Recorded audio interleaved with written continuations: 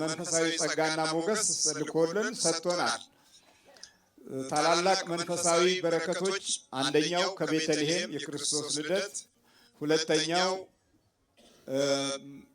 ዮርዳኖስ በሰማያዊ ልጅነት የተባረክንበት ጥምቀት፣ ሶስተኛው በጎልጎታ በቀራንዮ ሞትን እና የሞትን የገዥነት ኃይል መተማመን ክንዱን የሰበረበት እነዚህ ሶስቱ ታላላቅ የሆኑ የክርስቲያኖች ሕይወት ተስፋም ራእይም እድልም ናቸው።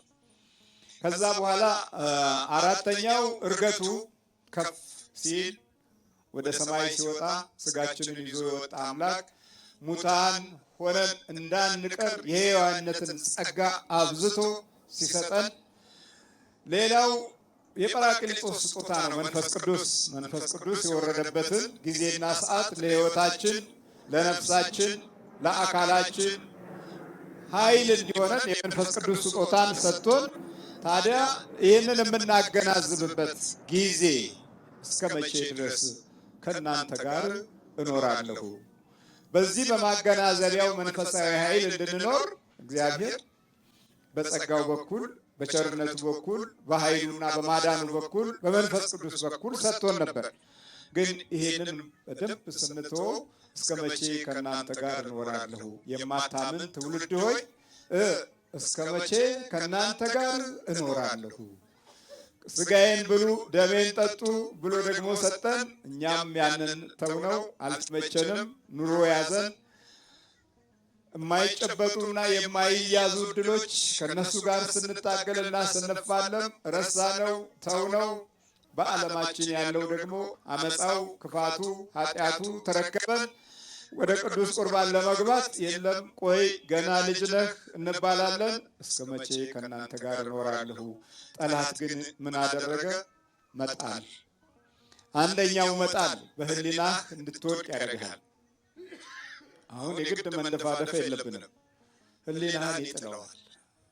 ህሊና መጣል ማለት በህይወት ጉዞ ውስጥ ትልቁ ኃይል ህሊና ነው።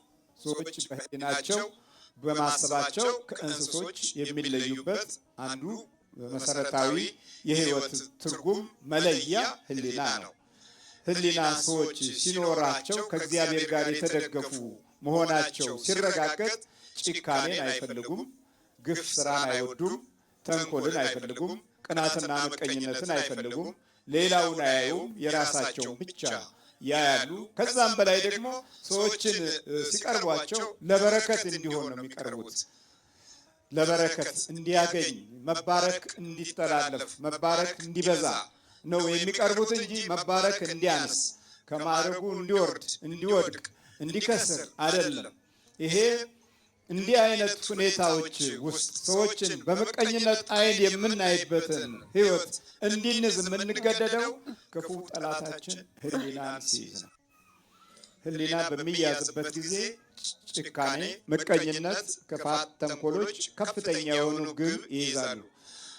ከዛም አልፎም ተርፎም ደግሞ አገራዊ የሆነ ባህል እስኪሆን ድረስ እንሄድበታለን። አንዱ ለአንዱ ጠላት የመሆኑ ሚስጥር የሚገለጠው በክፉ መናፍስት ሴራ በኩል ይሆናል ማለት ነው። አሁን ለምሳሌ ጠላትነት፣ ከሳሽነት ብዙም ባይታይም በየጠንቋይ ቤቱ እሰርልኝ፣ አፈዝልኝ፣ አደንግዝልኝ፣ አእምሮውን ስረቅ፣ ህሊናውን አጥፋ፣ ልቦናውን አድክም፣ መንገዱን አቅጣጫ አስት፣ ትርፉን አክስር፣ መውጫ መግቢያውን አጨልም ተብሎ የሚላክ የዲያብሎስ ዘመን ላይ መድረሳችን ይሄው እንደምትመለከቱት ነው። ሰዎች ህሊናቸውን እንዲያጡ የመደረጉ አንዱ ነገር ሰዎች በሰዎች ክፉ መንፈስ ሰዎችን እሰር የሚባለው ቋንቋ በዛ ኃይል ውስጥ ብዙዎቻችን ደንግዘን ተጎድተናል እና ህሊናን ይጥላል ማለት ነው። የህሊና መውደቅ ደግሞ ነገ የምታስበውን፣ የምትይዘውን፣ የምትጨብጠውን እና የምትማረውን የምታውቀው ነገር ላይ ሁሉ እንግዳ እንድትሆን ያደርጋል።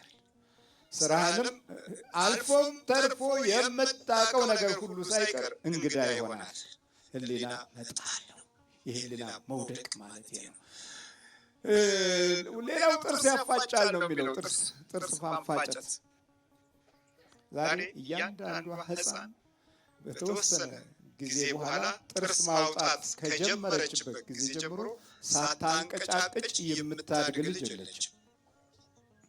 ጥርሱን ሳያንቀጫቅጭ ሲያርግ አሁን በኋላ ሲጠራ ወይ የሚያንቀጫቅጨውም ይወጣል እና ሳያንቀጫቅጭ የማያድር የለም። ምንድነው ይሄ? ጥርሷን ታንቀጫቅጫለች። በቃ አሁን በዚህ ጊዜ ሳይኮሎጂስት የሎጂክ መምህራን ነው የሚፈለገው የነበረው ቀደም ሲል እንጂ ብዙ እያንቀጫቀጨ ያደገ ነው አብዛኛው። ከተወሰነ ጊዜ በኋላ ስልቱን ሲለውጥ ደግሞ ያን ያቆማል። ትንሽ ነቃ እንዳይልበት የማድመጥ ችሎታው የዛኑ ያህል ነው። ማህበራዊ ግንኙነታችን የተበከለው ቤታችን ውስጥ ከሚያደምጡ ጠላቶቻችን ጋር ተያይዞ ቋንቋችን ተለውጦ ስለ ቅዱሳን ሳንገልጽ ስለ ሰማዕታት ሳናወራ የተስፋ የቃል ኪዳን ሰዎችን እንደ ሀገርም እንደ ሕዝብም የቀደሙ የታሪኮች ገበና በፍጹም ቤታችን ሳይገለጽ ስለ መንደሩ፣ ስለ አካባቢው፣ ስለ ትርፉ፣ ስለ ኪሳራው፣ ስለ መውጣት፣ ስለ መግባት፣ ስለ ዘፈኑ፣ ስለ ዳንኪራው እያወራን የኖርንባቸው ዘመኖች ላይ ክፉ መንፈስ በሕይወታችን ላይ ያለውን ኩራት ትልቅ አደረገው። ለምን? አገራዊ የሆነ አባቶቻችንንም ተውን፣ የቅዱሳን መንፈስንም ተውን። ስለዚህ እኛም በቋንቋችን ዱዳ ሆነናል። የዱዳ መንፈስ አይደል ያዘው ያለው ነው አይደል? ዱዳ እኮ ነው ያዘው፣ ዱዳ ነው ያደረገው። እኛም ዛሬ በፍጹም ስለ ቅዱሳን የምናወራው ነገር የለም እና አብዛኛው በመንደር ባለው ነገር ላይ የተያዝን የተከበብን እና እስከ መቼ ከእናንተ ጋር እኖራለሁ? ከእኛ ጋር ኑርልን ልንል ይገባል። ዛሬ በሕይወታችን ኑር፣ በልቦናችን ኑር፣ በውስጣችን ኑር፣ በገበናችን ኑር ልንል የሚገባበት ሰዓት አሁን ነው። ከዛም ወደ እርሱ አመጡት። እርሱንም ባየ ጊዜ ያ መንፈስ ወዲያው አንፈራገጠው ይላል። ምንጊዜም መንፈስ በክብር አይገለጥም። በክርስቶስ ዘመን እንኳን ምን አለው ነው የሚለው? አንፈራገጠው። ክፉ ነዋ። መጀመሪያ ውስጥህን ከያዘ መብትህን ነው የያዘው። አንዳንድ ጊዜ የማይገባን ነገር ይሄ ነው። መብትህን መያዝ ማለት ደግሞ የተሰጠህን ስጦታህን ነው የያዘው፣ እድልህን ነው የያዘው። አንዳንድ ሰው መንፈሱ ከተያዘላቸው በኋላ ይሸሻሉ። ነበረብኝ እንዴ ጮኽኩ እንዴ እያሉ ያፍራሉ። ግን መብታቸው እንደተያዘ፣ ሕይወታቸው እንደተያዘ፣ ነፍሳቸው እንደተያዘ አይገባቸው። ስለ ራሳቸው ክብርና እጮሃለሁ ብዬ አላሰብኩም ነበረ፣ ግን ጮህ አሉኝ። እውነት ነው ወይ እያሉ ደጋግመው ይጠይቃሉ። አዎ ገና እንግዲህ ስለ መኖሩም እንኳ ዘንግተው የረሱ ሰዎች፣ እሱ ያረሳቸው መያዙን ያረሳ እርሱ ግን መያዙን ያረሳ እነርሱ መያዛቸውን የረሱ ሕዝቦች ውስጥ ነው ያለነው።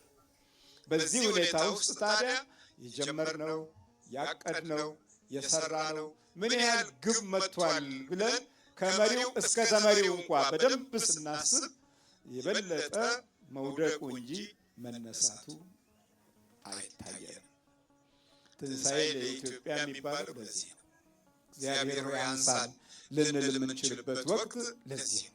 ትንሹም ትልቁም ቋንቋው አንድ አይነት የሆነ ጥፋትን ብቻ የሚያመለክት የሆነበትን ሰዓት እያየንም ካሳለፍነውም ከጀመርነውም ካየነውም ጊዜ ጀምሮ ያው ያለውን ነገር እየተመለከትን ነው። ብዙ ነገር ክፉ ናቸው፣ ብዙ ነገር መልካም አይደሉም። ብዙዎቹ የጥፋት ገጽታዎችን በደንብ እያበዛ ያለንበትን ሰዓት ነው የምንመለከተው።